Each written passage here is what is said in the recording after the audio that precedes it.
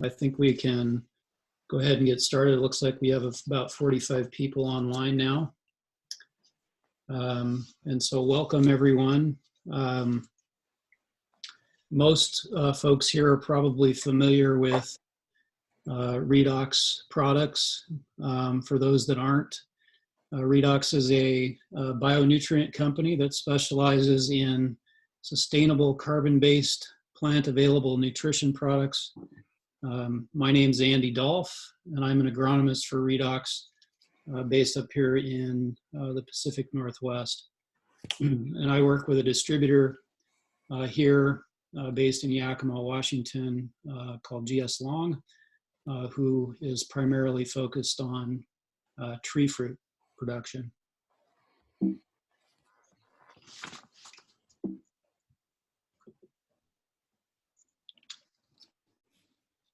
So today's topic is calcium nutrition and its role in yield and quality specifically. Calcium is one of the most important components in our cropping systems. And it's also one of the most difficult to deliver effectively to the plant. So calcium is always a challenge for us. Calcium plays a role in all four areas of focus for Redox products. Abiotic stress defense. Calcium is crucial for structural strength in the plant, as well as a component of chemical signaling, which helps plants respond to stress.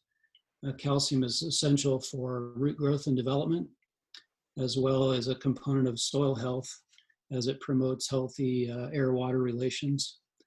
And it's also a key for our crops in terms of yield and quality, and specifically as it relates to marketable yield. So that's really what we're talking about today, is marketable yield. So the benefits of calcium, what we're looking for, and this is a short list of things. You know, I do have a bit of a bias here, being in the fruit industry up here in Washington State. So a lot of the references here really are around tree fruit production, but they also obviously will translate to many other crops. Calcium benefits include ions accumulating in the cell wall in the middle lamella, which provides structural strength. And this is what we think of when we think about calcium most often, at least that's what I think about. So, you know, this is a key component of what consumers are looking for when they're buying products. They want a nice crunchy apple or a nice firm cherry, so forth and so on.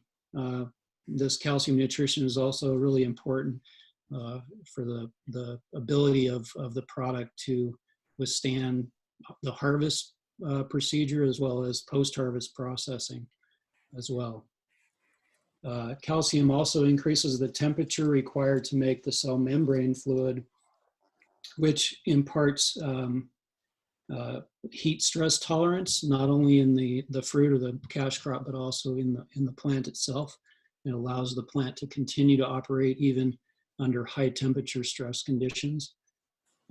We also see a reduction in ethylene and CO2 production. So ethylene is a ripening hormone. It's produced by plants in response to stress. It causes this increase in respiration, CO2 production, and begins the process of senescence, which leads to problems with things like premature ripening, fruit drop in tree fruits, for example. So when we reduce ethylene, we also delay senescence, which increases the potential for good storage life in the crops that we produce. It also inactivates enzymes that break down cell walls and delays softening, which is a really important component of the reduction of post or a storage breakdown in crops, as well as promoting good shelf life. And last but not least, calcium benefits us with reducing the incidence of disorders. And there's some specific examples that I'm going to talk about today that affect us in tree fruit. Um, and just one other thing about this slide that I want to point out, and that's just this illustration on the right-hand side. You can see that this cell is a nice square cell, and that it's attached very firmly to the cells around it. And this is what we see in plant tissue that has good calcium nutrition, that all the cells are fairly square, they're well attached to one another, and there are no air spaces in between. So a very important feature of good calcium nutrition. So as I mentioned in the introduction, getting enough calcium can be a challenge for us. And this is an illustration that kind of outlines the process that plants go through extracting calcium from the soil. So uptake of calcium is accomplished through mass flow, which is a passive process that's driven by transpiration. Plants take up calcium in elemental form and in this zone right behind the root cap, where you see this rapid entry zone.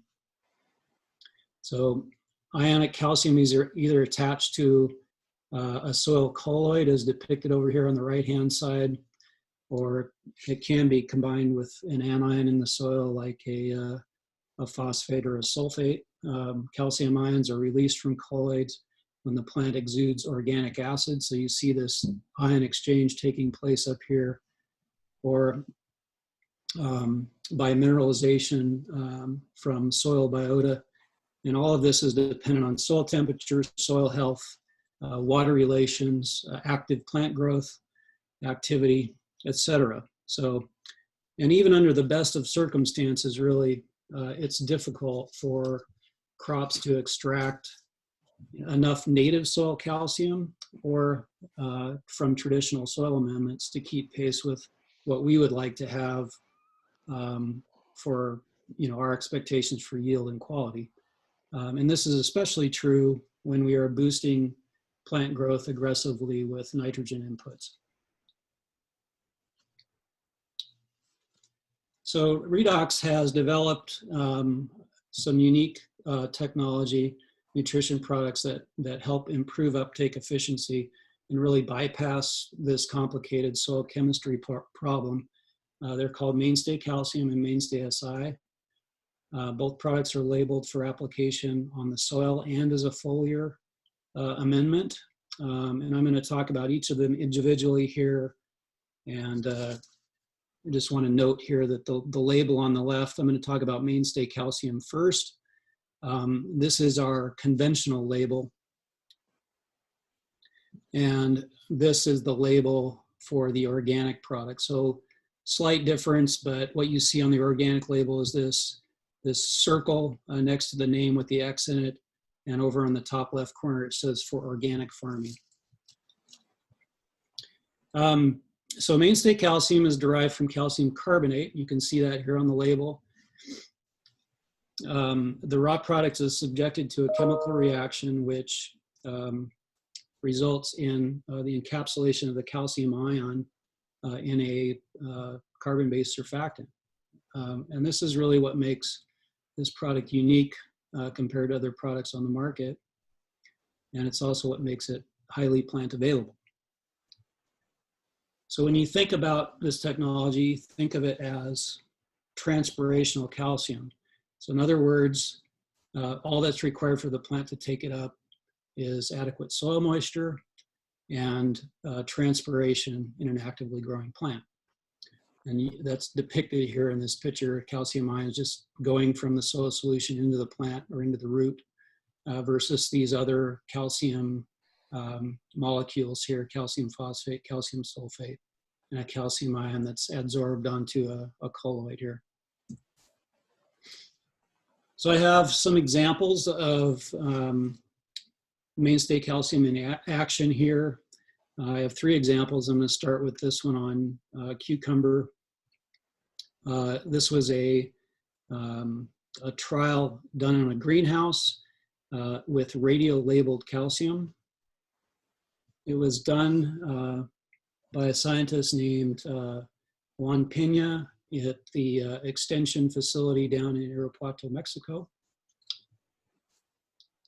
And he compared mainstay calcium to two other calcium sources, calcium nitrate and calcium chloride. So plants were drenched in these products during the transplant process in the greenhouse.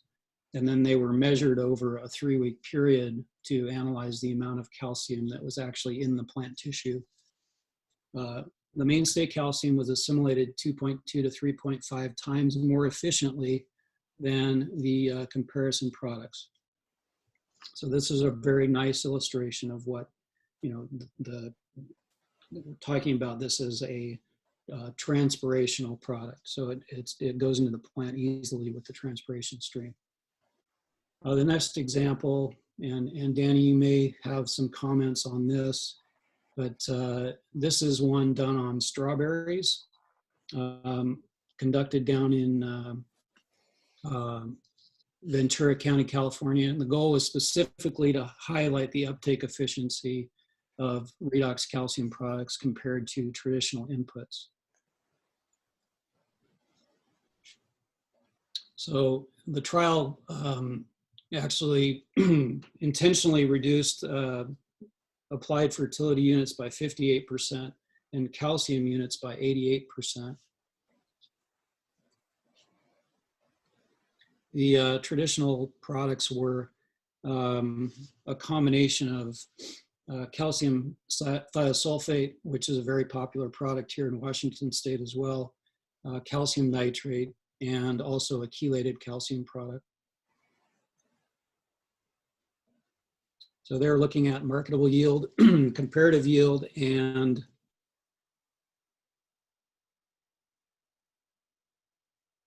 units of calcium again. The Redox program was 88% less than the grower standard. Comparative yield of the crop was marginally elevated for the Redox program, and the marketable yield was basically the same. This is a very interesting feature here. So the Redox program reduced strawberry plant mortality by 16%. Danny, do you have a comment on that? Yeah, so we saw late season when stress conditions increase, we get a lot hotter and things like that, and strawberry plants don't like that. Soil conditions also deteriorate because water tends to get saltier.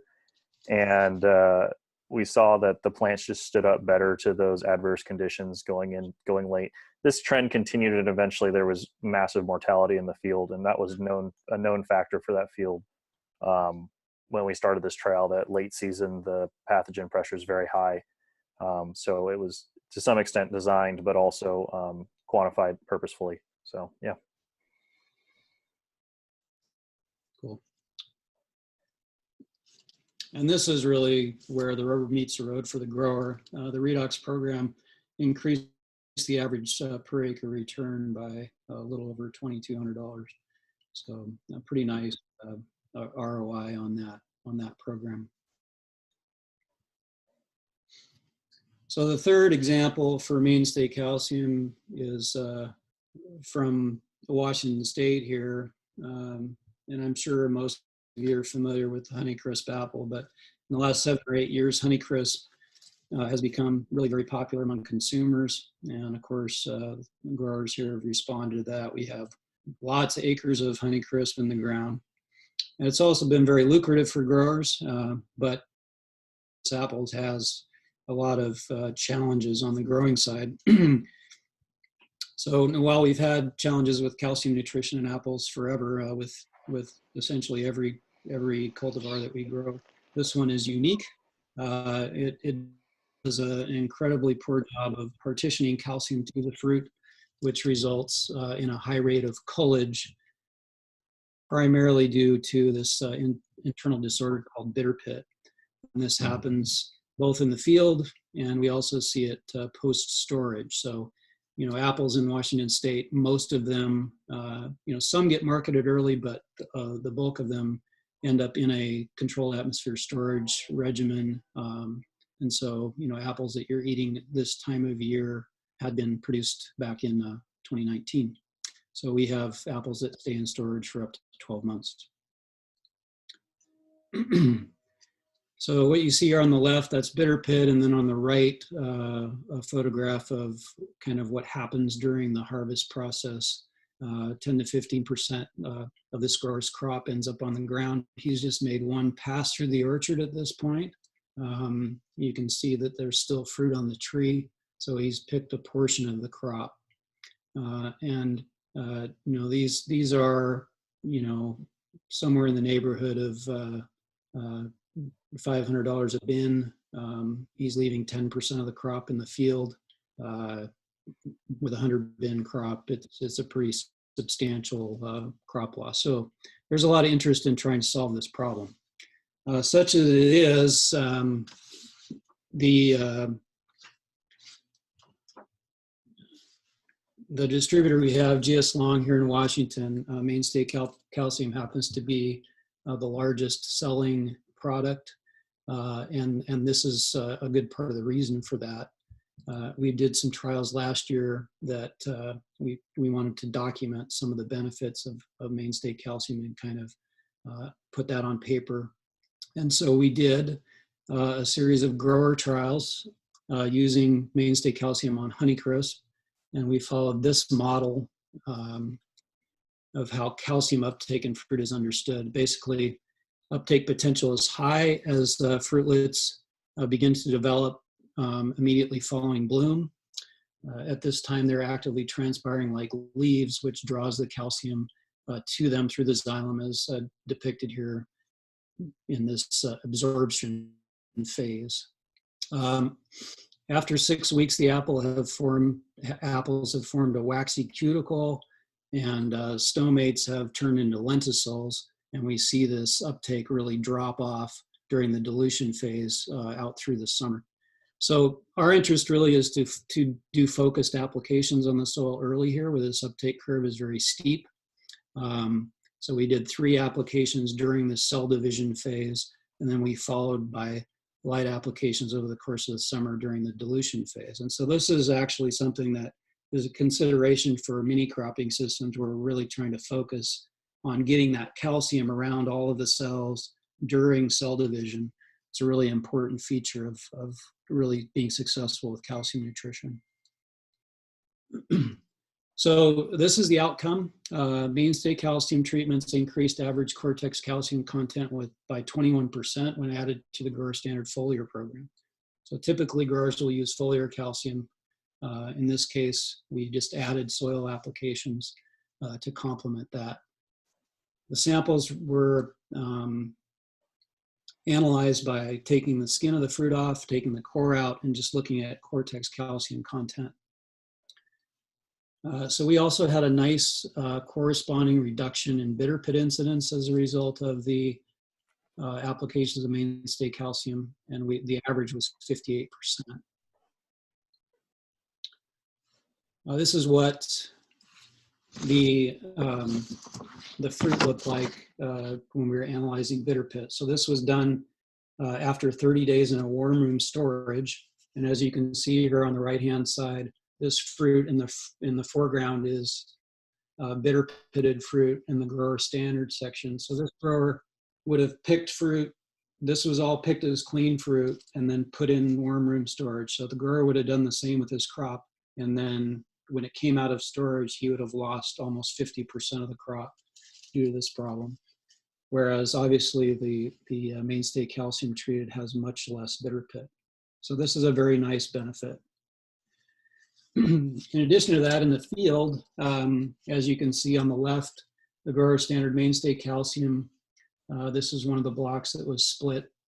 And you could easily see the benefit of the Maine State Calcium just in the amount of fruit that was left behind in the field on the orchard floor after harvest.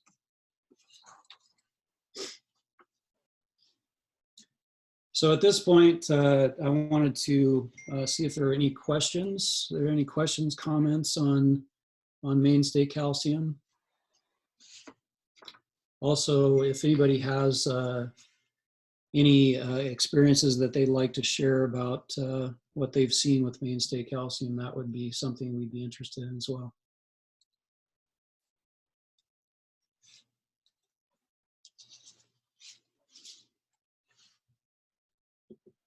So Andy, you got a question in the chat section. Yeah, I see that. You Okay. see that? Okay. Okay, so this is a question on, was asked, hey guys, what's the rate and timing of applications in the apples you have shown? So we put on, in this case, 12 gallons of mainstay calcium per acre throughout the season. The 3 applications early during cell division were at 3 gallons per acre. And we separated that. We started during bloom, and we did it every 10 to 14 days. So we're really trying to capture that cell division phase. And then we followed that by light applications out through the summer of 2 quarts per acre applied every 2 weeks. And that is a general recommendation. Rates would vary depending on obviously the amount of bitter pit a grower might be having, or also, a lot of other factors: irrigation management, nitrogen levels, how hot the site is, etc. So the orchards that we did this in are all fairly warm sites. So.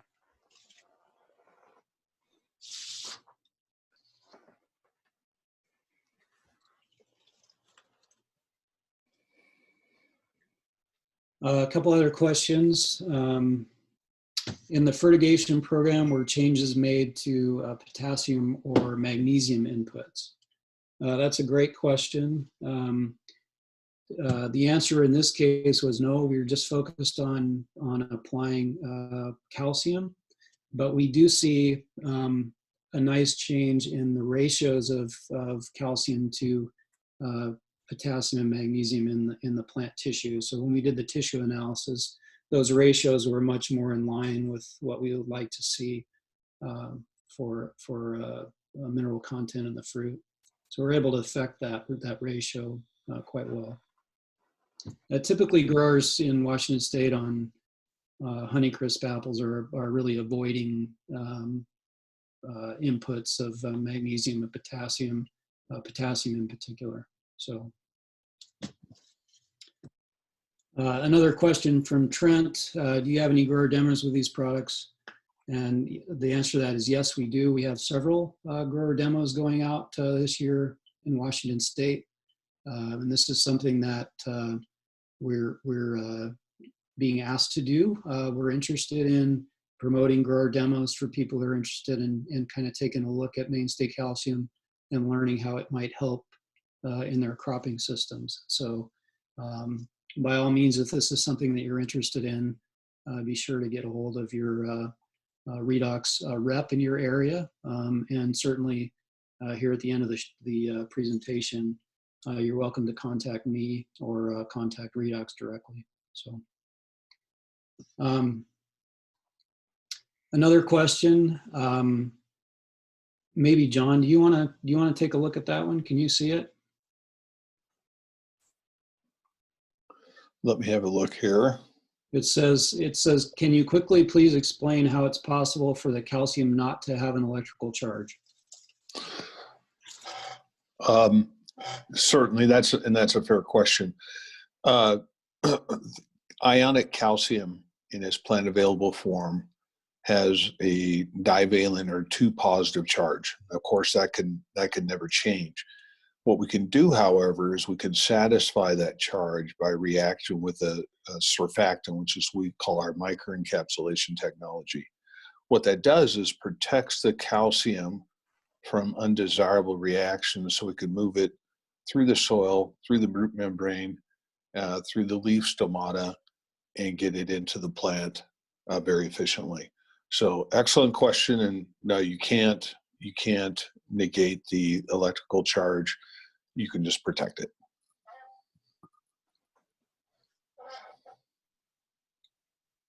Let's see. So one more question here. I've seen induced potassium deficiency in peppers under high fruit load with a moderate mainstay rate, 1 quart per acre per week. The potassium demand between the 2 crops are probably very different, though. And I guess this might be a concern. John, you want to address that? Yes, that is any cation input, whether it's magnesium, potassium, calcium, can be antagonistic to another element. So certainly, like on a crop like peppers, where you need that potassium for fruit size, for color, and so on. In implementing a higher level of calcium needs to be compensated with a solid potassium program. So you certainly do run that risk, where the potassium is on the ragged edge. All right, great, great questions here. So with that, I'm going to move on to talk about mainstay SI.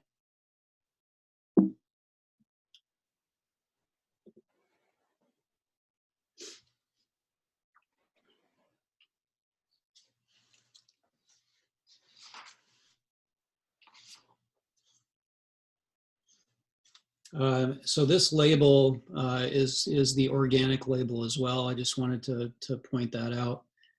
Mainstay SI comes in both conventional and organic. It's derived from calcium silicate as opposed to calcium carbonate, but it goes through the same reaction process in its development, which results in microencapsulated calcium, and as well as silicon, 22%. That is both being very highly plant available. This is also labeled for soil and foliar applications. At Redox, we have a really large library of results, research results on this product. And despite this, I think that we're really just kind of beginning to learn about what the possibilities are. It's really an exciting product to work with.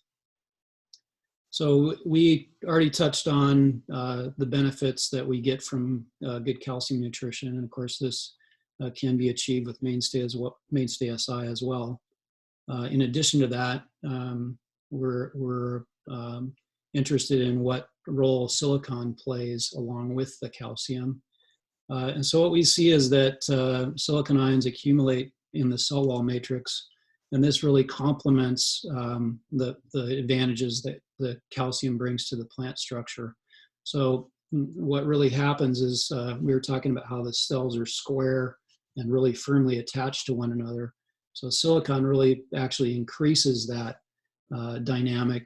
And we see an increase in carbon density and a reduction in air spaces. We also see an increase in the thickness of the cuticle and a thickness of the pericarp in plant tissue, not only the fruit, but also the leaves. And we also see an increase in antioxidant production. Before we move on to replicated trials, I just wanted to mention this observation from last year. I'm really fascinated by this. Some of our growers are using mainstay SI regularly, and this is a comparison of what leaves look like in apple trees that are treated with mainstay SI versus kind of a standard calcium chloride program. I think this is interesting for several reasons. The trees are clearly much happier on the right here, which will likely translate into better crop quality, better bud health for next year, a better winter hardiness, healthier roots, potentially better red color development, et cetera. And so I'm really interested in what the possibilities are with this. If you happen to be using mainstay SI, I would encourage you to kind of keep your eye out for this phenomenon. We do hear about this from growers on a wide range of different crops. So the first example of mainstay SI benefits I want to share with you is a university trial that was done on anjo pears a couple years ago up here in Washington State. The trial consisted of 7 grower standard treatments of calcium applications during the growing season. And essentially mainstay SI treatments just replaced 2 of these sprays. So we substituted mainstay SI at petal fall and then again at 14 days later.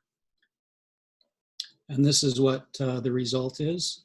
So Mainstay SI increased calcium and silicon content over the grower standard program. And this really illustrates the microencapsulation as a foliar spray and how it has an advantage over other calcium amendments as a foliar treatment. And no surprise that we have higher silicon content in the fruit.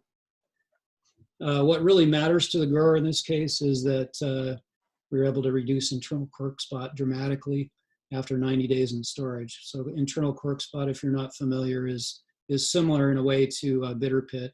It just happens down in the cortex of the pear. It's very common in pears in particular. Second example is kind of a compilation of results on cherry, sweet cherry.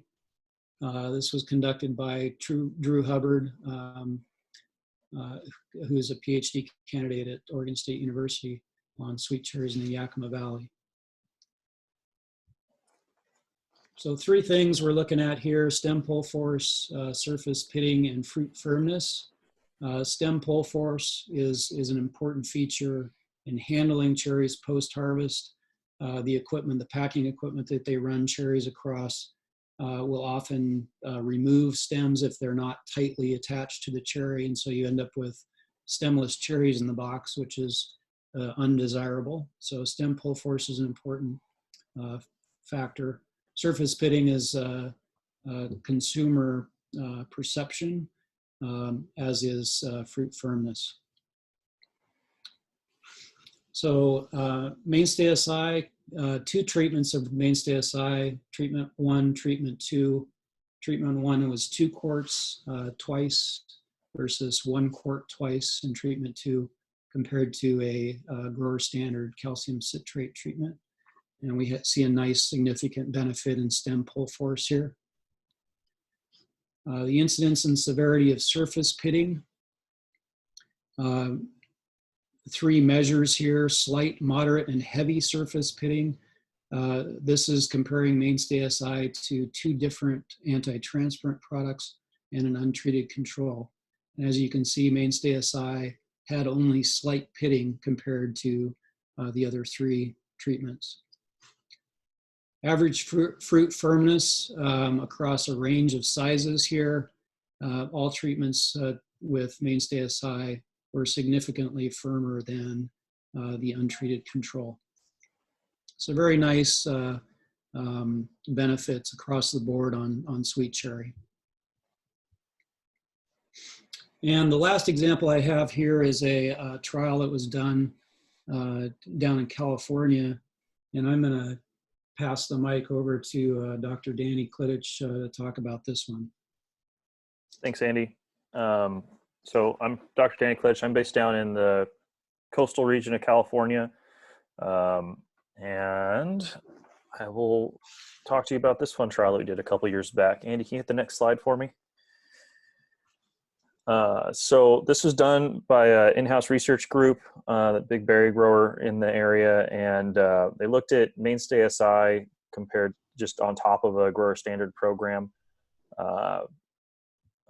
And this was done in Oxnard, done kind of in early spring.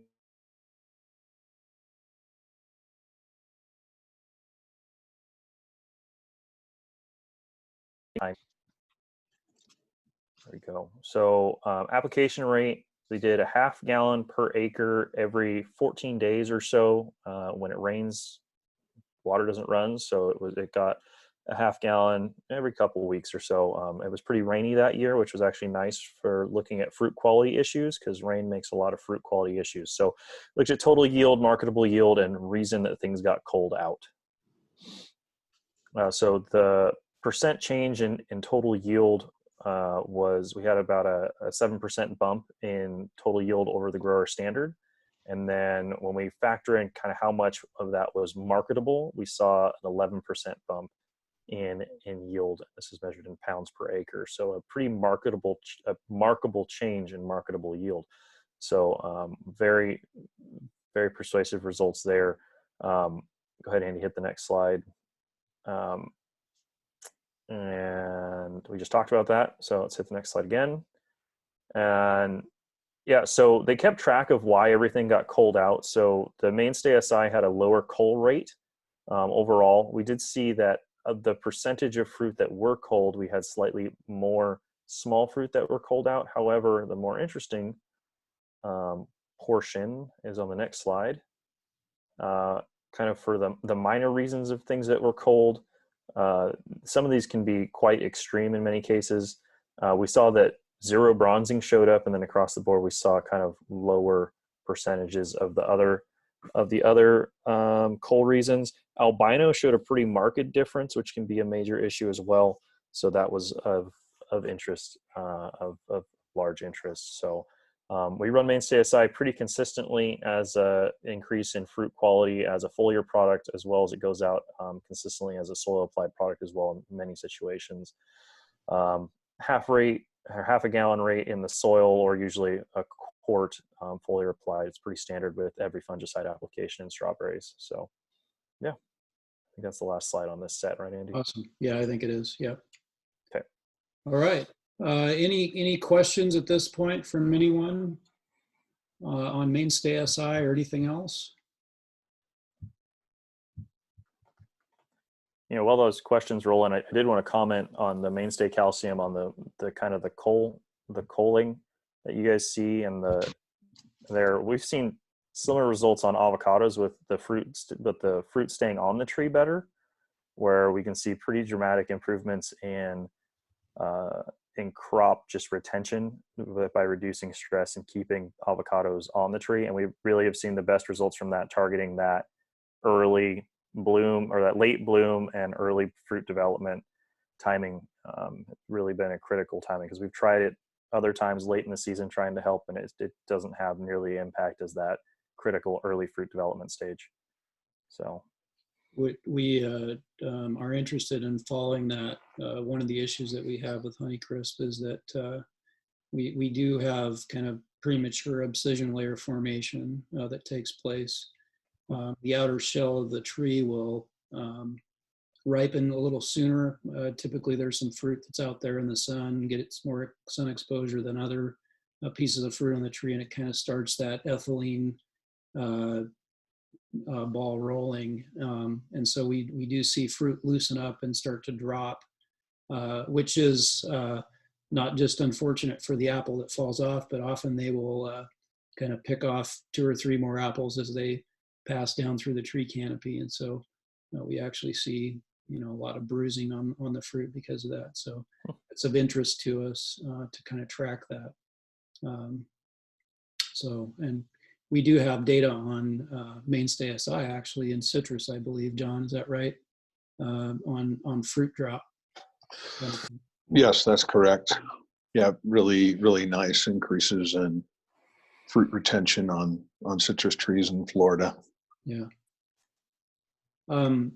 Jeff, you have any commentary on kind of some of your experience with calcium up in your neck of the woods there around Moses Lake?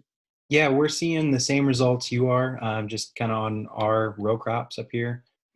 Calcium's become a big part of our potato and onion programs. We're hitting that same timing, cell division, trying to get that calcium in there while it can still influence calcium pectate and structure, so that we can have good potatoes and onions for storage. We're seeing better storage quality going in and coming out of storage, reducing things like internal brown spot and hollow heart in potatoes, but also getting really solid onions that stay nice and firm during storage. But yeah, kind of same program you're doing, cell division, hitting it early then, but maintaining those applications out through the rest of the season, and vegetative growth. Because in like potatoes, especially, as that crop still develops a canopy, that canopy needs calcium, and it will rob calcium from the tuber for that vegetative growth. So you can't just hit that key timing. You got to kind of spoon feed out through the rest of the season to maintain quality calcium in that fruit. Awesome. Thanks. Looks like we've got a question here. I can take this one. Question was posed: any experience with mainstay SI on wheat or barley? Yes, we use Mainstay SI on wheat as well as some hay crops, especially Timothy hay. It really helps with good turgor pressure and um, helps prevent lodging. We use it on seed wheat. We grow quite a bit of seed wheat in central Washington, and that's a little higher dollar. And putting it on at that herbicide timing at about a pint really helps with holding that head up later in the season and making good, strong cell tissue and keeping that plant from lodging later in the season. I don't know if you can still see my screen here, but there's an example of a wheat field treated with Mainstay SI compared to grower standard program, just in terms of the lodging that happens. Is that right, Jeff? This is in your neighborhood, right? Yeah, these were 2 fields across the road from each other. I think this was a little higher application. I think this was 1 quart, right about that herbicide timing. And this was in with the herbicide in the ground rig. And they only did it on 1 circle. And the results are pretty dramatic.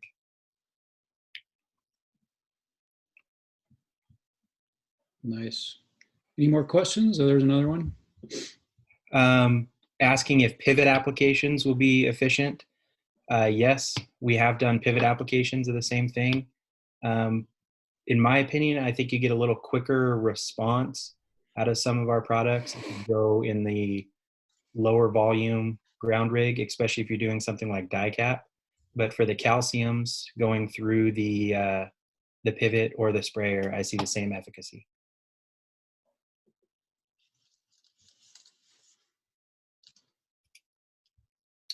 A question from the chat window. Would dilute solution of Mainstay SI be compatible with magnesium sulfate solution? John? Yes. Yeah, that's no problem. The encapsulation process really protects the Mainstay SI, the calcium, and the silicon very well. As a rule, it's compatible with other nutrients. I'd be cautious with a conventional phosphorus material. You could mix with all of Redox phosphorus materials, but a conventional phosphorus, you'd want to jar test that carefully. Other than that, pretty good compatibility. It goes on with nearly all chemistry. Thank you. Another question, is the product available, are products available in China? We are conducting research in China, but that's the extent of there's no availability yet. No available yet. Okay. Any more questions from anyone? So we tried to keep the presentation relatively short today and to the point. Really appreciate everybody attending and all of the questions, interaction. That's great. That gives us a feel for how well these presentations are received. So that's really positive for us. You know, this slide here is just to kind of reiterate that Mainstay SI and Mainstay Calcium come in both a conventional and an organic product. Both can be used as either a soil and a foliar amendment. And if you would like to contact us, if you have more questions about your cropping system or applications for a specific problem you're trying to address, by all means, get a hold of us. You're more than welcome to email or call me, or you can contact us directly. So once again, thanks everybody. Thanks to our panelists for the contributions, and we really appreciate having you on today. So everyone have a great day. Stay safe. Got one more question here, I guess. Oh, thank you. All right. Thank you. See you later.